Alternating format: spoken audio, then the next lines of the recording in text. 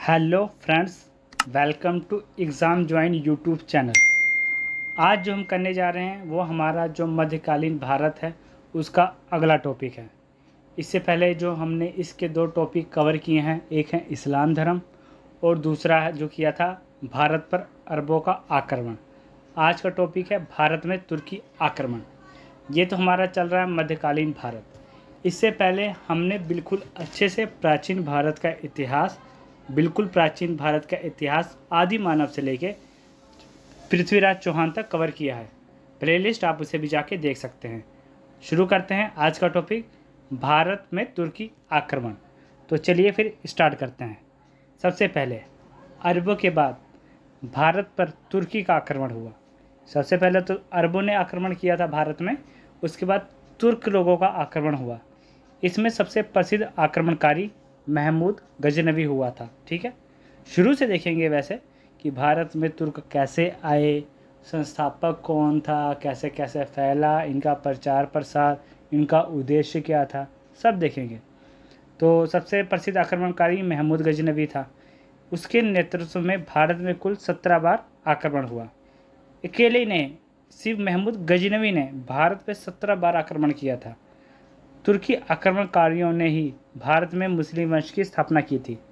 इससे पहले जब अरब आए थे तो अरबों का जो इतना प्रभाव है ना वो भारत पे नहीं पड़ा था। यानी अरब के कारण भारत में मुस्लिम का समाज या मुस्लिम वंश की स्थापना ये सब इतनी नहीं हुई थी। वो टॉपिक आप जाके देखिएगा, उसमें अच्छे से सब करवाया है अरब के बारे में। अरब के कारण तो उल्टा वो इंडिया की संस्कृति में ज़्यादा इंटरेस्ट दिखाने लगे थे, वो उसके कारण वो यहाँ की संस्कृति सीखने लगे थे। लेकिन तुर्क आने के बाद भारत में जो मुस्लिम वंश की स्थापना असली वाली वो बताई जा रही है कि तुर्क के आने के बाद भारत में मुस्लिम वंश की स्थापना हुई। तुर्क चीन के उत्तरी पश्चिमी सीमाओं पर निवास करने वाली एक लड़ाकू और एक बब्बर जाति थी। तो गजनी, जिसे यामनी वंश कहते हैं, तो कैसे कैसे ये स्टार्ट हुआ। यामनी वंश का संस्थापक अल्पतगीन था। ठीक है, अल्पतगीन था यामनी वंश का संस्थापक। अल्पतगीन सामानी वंश के शासक अब्दुल मलिक, जो 954 से 961 है, तुर्क का दास था। ठीक है, अल्पतगीन अब्दुल मलिक का यह दास था। बाद में उसकी योग्यता और दूरदर्शिता के कारण, ठीक है, अब्दुल मलिक ने उसे 956 में खुरासान का गवर्नर नियुक्त किया। ठीक है, अल्पतगीन को। तो उसके बाद आगे क्या हुआ और अल्पतगीन कर रहे हैं। लगभग 961 ईस्वी में अब्दुल मलिक की मृत्यु के बाद उत्तराधिकारी के संघर्ष में अल्पतगीन ने उसके चाचा की सहायता की, परंतु वो फेमस ना हो सका। पर अब्दुल मलिक का जो भाई था मंसूर, वो सिंहासन पर पाने में असफल रहा। तो इस कारण जो अल्पतगीन है वो भी इससे सेटिस्फाई नहीं था। तो उसने इन परिस्थितियों में 800 वफादार सैनिकों के साथ अफगान प्रदेश के गजनी नगर में बस गया और गजनवी वंश की स्थापना की। तो इस प्रकार अल्पतगीन ने गजनवी वंश की स्थापना की थी। अल्पतगीन की मृत्यु के बाद उसका पुत्र इसहाक और उसके बाद बल्तगीन गद्दी पर बैठा था। जब अल्पतगीन की मृत्यु हो गई, बल्तगीन की मृत्यु के बाद पिराई ने गजनी पर अधिकार किया। पिराई एक अयोग्य शासक साबित हुआ, जिससे हटाकर सुब्तगीन गद्दी पर बैठा। सुब्तगीन वो बहुत इंपॉर्टेंट है, इसके बारे में हम देखेंगे क्योंकि ये कौन था, महमूद गजनवी का पिता था। ठीक है, इसलिए इम्पोर्टेंट है। तो इस प्रकार गजनी वंश कुछ इस प्रकार चलता रहा। आगे इनके बारे में देखिए कैसे कैसे है। तो 977 से 997 ईस्वी तक इसका शासनकाल रहा था। सुब्तगीन प्रारंभ में अल्पतगीन का गुलाम था शुरुआत में। बाद में गुलाम की प्रतिभा से प्रभावित होकर उसे अपना दामाद बना लिया अल्पतगीन ने और अमीर उल उमरा की उपाधि धारण करवा दी। ये देखिए, बिल्कुल कहानी की तरह कर रहे हैं। ज़्यादा मतलब स्टडी है तो बिल्कुल आराम से करिएगा, ज़्यादा कुछ वैसा नहीं है, आराम से करिए। यही एग्ज़ाम में टॉपिक पूछे जाते हैं, कहानी की तरह देखिए करिए। अच्छा लगे लाइक शेयर सब्सक्राइब जरूर करिएगा। सुब्तगीन ने अपनी शक्ति को बढ़ाया और राज्य का विस्तार किया। बाद में सुब्तगीन महमूद गजनवी का पिता, आपको पहले ही बताया, पहला मुस्लिम तुर्क शासक था जिसने भारत पर आक्रमण किया था। यहाँ से इसने भारत पर पहला आक्रमण किया था। अभी तक जो हमने आपको बताया है कि गजनी वंश कैसे बढ़ा, कौन कौन से आए, तो आपको अभी पहले बताया कि अफ़गान प्रदेश में बसे थे या वहाँ कुल बसे थे। तो वहाँ से धीरे धीरे करते करते सुब्तगीन के द्वारा पहला तुर्क शासक था जिसने भारत पर आक्रमण किया था। सुप्तगिन ने भारत पर विजय के उद्देश्य से 986 ईस्वी में हिंदू शाही वंश के राजा जयपाल के राज्य पर आक्रमण किया और उसे पराजित किया। 986 ईस्वी में राजा जयपाल को इसने पराजित किया था। जयपाल पहले हिंदू शासक था जिसने इन मुस्लिम आक्रमणकारियों के विरुद्ध आक्रामक नीति अपनाई थी। सुप्तगिन के दो पुत्र हुए, कासिम महमूद व इस्माइल। तो जो कासिम महमूद था यही महमूद गजनवी बाद में बना और इसने ही भारत पे 17 बार आक्रमण किया था। तो अब यहीं से हम करेंगे महमूद गजनवी। सुप्तगिन की मृत्यु के बाद उसका पुत्र महमूद गजनवी असली उत्तराधिकारी बना था। ठीक है, यही पहले नहीं था, इसके पहले इस्माइल था, तो इसने अपने भाई इस्माइल को हटा के बाद में गद्दी पर ये बैठा था महमूद गजनवी, जिसने 27 वर्ष की उम्र में गद्दी संभाली और 1030 तक शासन किया। कितने? महमूद गजनवी ने। महमूद गजनवी का जन्म जो है 971 ईस्वी में हुआ था। ठीक है, गद्दी पर बैठने से पूर्व ये खुरासान का शासक था, यानी इसे खुरासान प्रदेश मिला था चलाने के लिए। ये सुल्तान की उपाधि धारण करने वाला पहला तुर्क शासक था। मोस्ट इम्पोर्टेंट, महमूद गजनवी पहला तुर्क शासक था जिसने सुल्तान की उपाधि धारण की थी। बगदाद के खलीफा अल आदिल बिल्ला ने महमूद गजनवी को अमीन उल मिल्लत या मुस्लिमी का संरक्षण कहा। मुस्लिमों का संरक्षण अमीन उल मिल्लत और अमीन उल दौला की उपाधि धारण करवाई थी बगदाद के खलीफा ने। महमूद गजनवी ने 1009 से 1027 तक भारत पर कुल 27 बार आक्रमण किया। तो इसने जो 17 बार आक्रमण किया।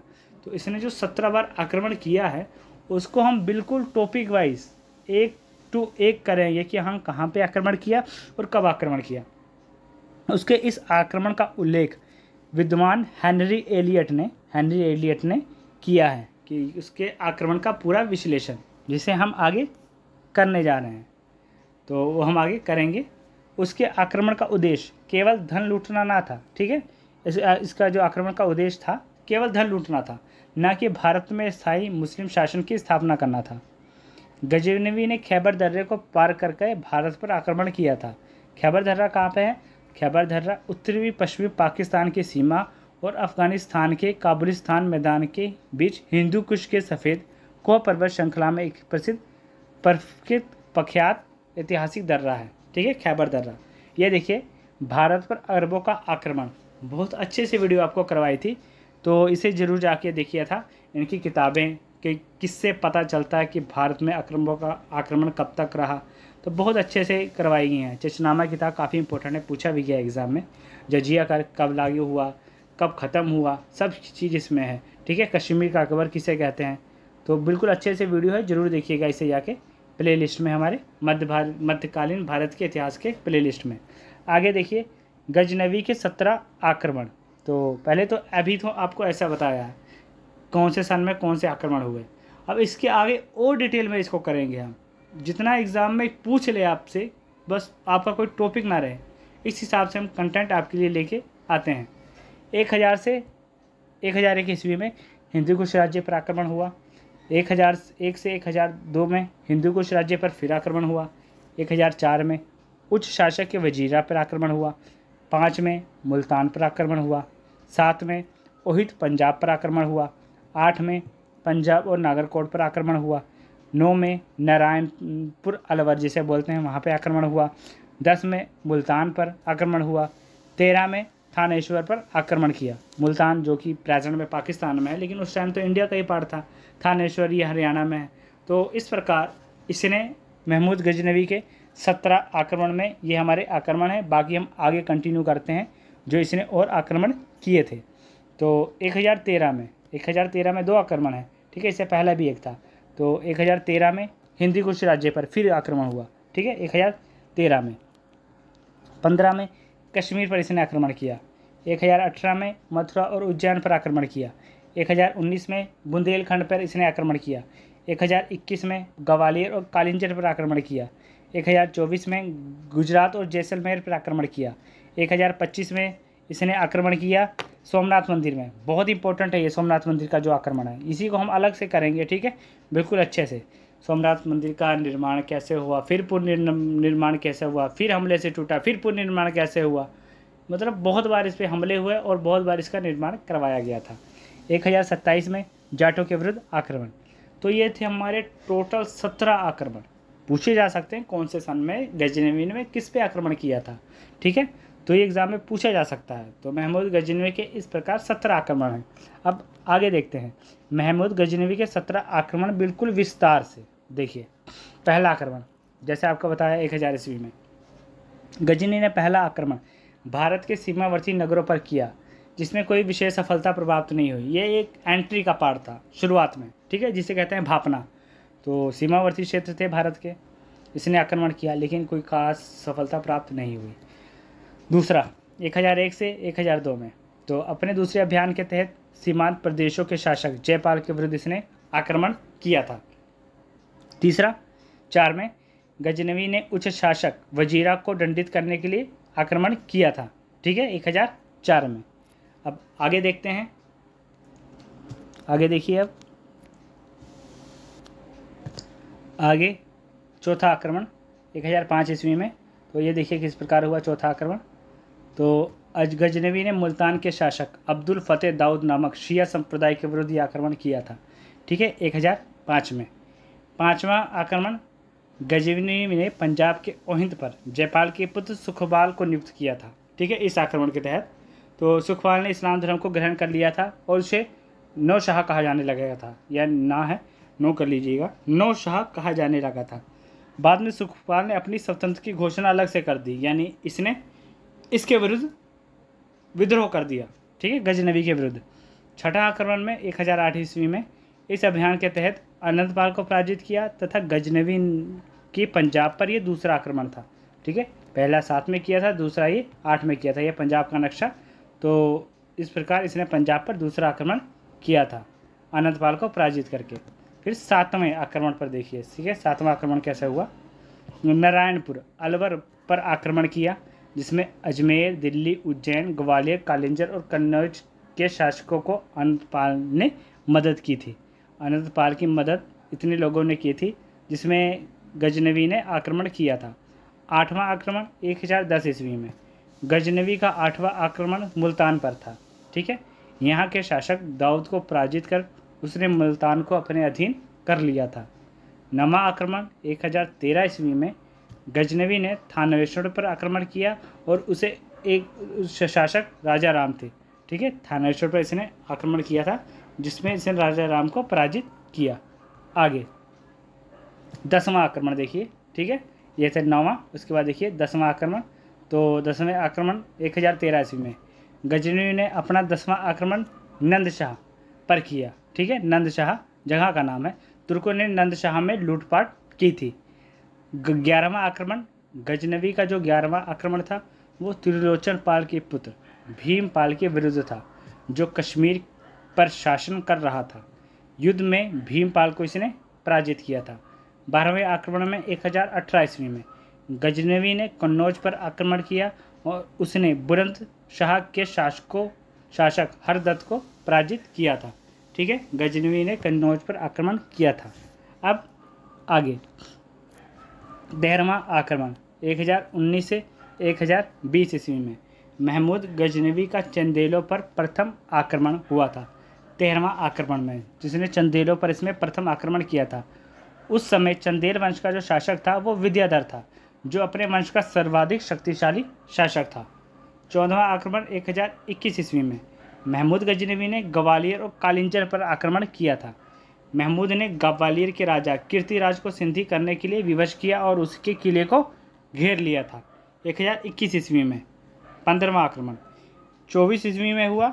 इस आक्रमण के तहत महमूद ने जैसलमेर और गुजरात पर विजय प्राप्त की थी 15वें आक्रमण के तहत। अब आगे 16वां आक्रमण 1025 ईस्वी में इस अभियान में गजनवी ने सोमनाथ को अपना निशाना बनाया। तो ये जो आक्रमण था महमूद गजनवी का, ये मोस्ट इम्पोर्टेंट है। सोमनाथ मंदिर का जो आक्रमण मोस्ट मंदिर इम्पोर्टेंट है, उसके सभी अभियानों में सर्वाधिक महत्वपूर्ण था। सोमनाथ मंदिर पर विजय प्राप्त करने के बाद उसने वहाँ के प्रसिद्ध मंदिरों पे अपार धन लूटा, ठीक है। सोमनाथ मंदिर पर जब इसने विजय प्राप्त की, उस समय गुजरात का शासक भीम प्रथम था। आगे 17वां आक्रमण 1027 ईस्वी में, यह महमूद गजनवी का अंतिम आक्रमण था, जो सिंध और मुल्तान के तटवर्ती क्षेत्र के जाटों के विरुद्ध था। इसमें उसने जाट जो है वो पराजित हुए थे। सोमनाथ मंदिर का आक्रमण मोस्ट इंपॉर्टेंट है, ठीक है, याद रखिएगा, पूछा जा सकता है कि इसमें जो यही एक इम्पोर्टेंट है जो पूछा भी गया है एसएससी में कि 1025 ईस्वी में अगर सोमनाथ मतलब महमूद गजनवी ने कहाँ पे आक्रमण किया था, या सोमनाथ मंदिर पर महमूद गजनवी ने कब आक्रमण किया था। क्वेश्चन किसी भी तरह से घुमा के पूछा जाता है। तो 1025 ईस्वी में आक्रमण हुआ था। तो ये थे हमारे आक्रमण, 17 आक्रमण जिसमें इसने किए थे महमूद गजनवी ने। आगे देखिए, महमूद विद्वानों और कलाकारों का संरक्षण था।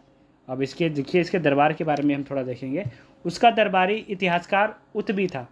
उसने किताब उस उमनी और तारीख़ यामनी नामक ग्रंथ की रचना की थी। अलबरूनी तारीख़ सुब्तगीन का लेखक था। सुब्तगीन कौन था? महमूद गजनवी का पिता। तो अलबरूनी इसका लेखक था। शाहनामा का लेखक फिरदौसी है और महमूद गजनवी के दरबार का प्रसिद्ध विद्वान था। ठीक है, शाहनामा जिसका लेखक फिरदौसी है, तो ये महमूद गजनवी के जो दरबार है उसका प्रसिद्ध विद्वान था। आगे, फरिश्ता ने तारीख़ फरिश्ता, ये बंदे का नाम है, तारीख़ फरिश्ता और गुलशन इब्राहिमी नामक पुस्तक लिखी। महमूद गजनवी के साथ प्रसिद्ध इतिहासकार अल-बरूनी ने 11वीं सदी में भारत आया था। ठीक है, प्रसिद्ध अल-बरूनी, इसने बहुत सी चीज़ें बताई हैं महमूद गजनवी के बारे में। पुराणों का अध्ययन करने वाला प्रथम मुसलमान अल-बरूनी था, मोस्ट इम्पोर्टेंट। ठीक है, महमूद गजनवी द्वारा जारी गए सिक्कों के दोनों तरफ अलग अलग भाषाओं में मुद्रा लेख अंकित है। ऊपरी भाग पर अरबी और दूसरी भाग पर संस्कृत भाषा देवनागरी लिपि है। ठीक है, देवनागरी लिपि है। तो महमूद गजनवी का जो अल-बरूनी वो काफ़ी इम्पोर्टेंट फैक्टर रहा है इसके लाइफ में। इसके बारे में हम अलग से अभी देखेंगे। ठीक है, अब आगे करते हैं, भारत पर आक्रमण का प्रभाव क्या रहा।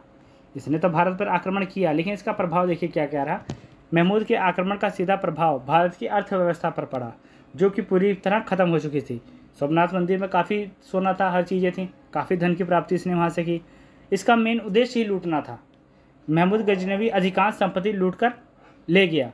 महमूद के आक्रमण का अंतिम और महत्वपूर्ण प्रभाव ये हुआ कि भारत के अनेक हिंदू मुसलमान बने और इस्लाम का विस्तार हुआ।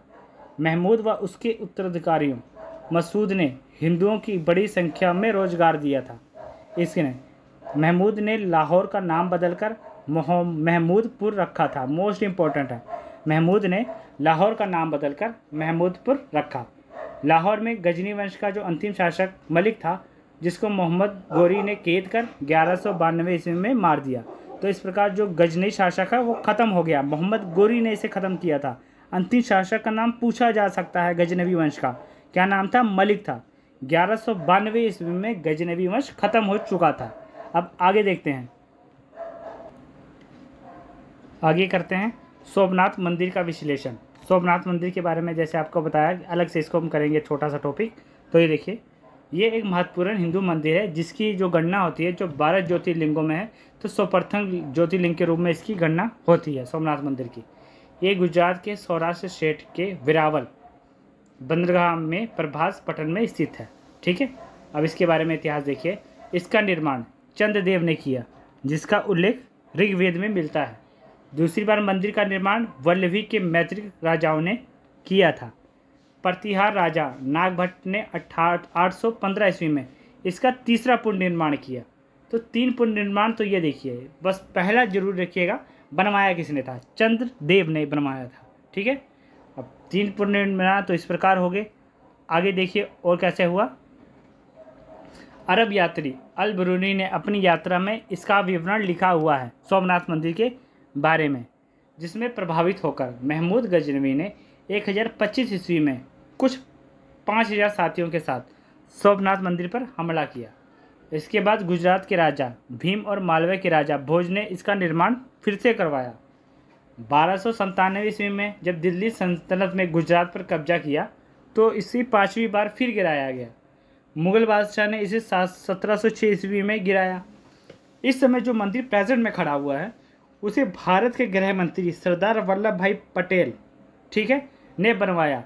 जो 1 दिसंबर 1995 को भारत के राष्ट्रपति शंकर दयाल शर्मा ने इसे राष्ट्र को समर्पित किया था। कब? 1 दिसंबर 1995 में। जो अब इसका पुनर्निर्माण हुआ था वो अब तक प्रेजेंट में है। तो इस प्रकार सोमनाथ मंदिर पर बहुत बार आक्रमण हुए थे। अब आगे जो हम करने जा रहे हैं वो अल-बरूनी के बारे में, ठीक है। ये काफ़ी विद्वान था। अल-बरूनी एक फ़ारसी विद्वान, लेखक, वैज्ञानिक और विचारक था। अल-बरूनी, तो इसके बारे में देखिए। अब आगे, वह अरबी, फ़ारसी, तुर्की, संस्कृत, गणित, खगोल का प्रमुख जानकार था। संस्कृत भाषा के विद्वानी होने के कारण अल-बरूनी को हिंदू विद्वानों द्वारा विद्यासागर की भी उपाधि दी गई थी, क्योंकि संस्कृत भाषा के विद्वानी था। उसने इसके प्राकृतिक विज्ञान, विशेष रूप से खगोल शास्त्र, गणित, रसायन, खनिज शास्त्र पर अनेक कृतियों की रचना की। उसका असली नाम अबू रेहान मोहम्मद था, ठीक है, लेकिन वह अल-बरूनी के नाम से विख्यात हुआ और इसका अर्थ था उस्ताद। ये इंपॉर्टेंट है। अबू रेहान मोहम्मद इसका मेन नाम था अल-बरूनी का। वह महमूद गजनवी का राज ज्योतिष था। भगवत गीता और पुराणों का अध्ययन करने वाला अल-बरूनी पहला मुसलमान था। अल-बरूनी ने अरबी भाषा में कानून उल मसूदी नामक पुस्तक लिखी थी। तो ये हमारा टॉपिक था भारत पर तुर्की आक्रमण। महमूद गजनवी का टॉपिक मेन था, वो आपको करवा दिया, ठीक है। 17 आक्रमण उसके बारे में। वीडियो बस आपने बताना है कैसी लगी, लाइक शेयर और ज़्यादा से ज़्यादा शेयर जरूर करिए, ठीक है। कंटेंट अच्छा लगे तो शेयर करना आपका बनता है, ठीक है। तो ठीक है, आपको ये वीडियो कैसी लगी? थैंक्स।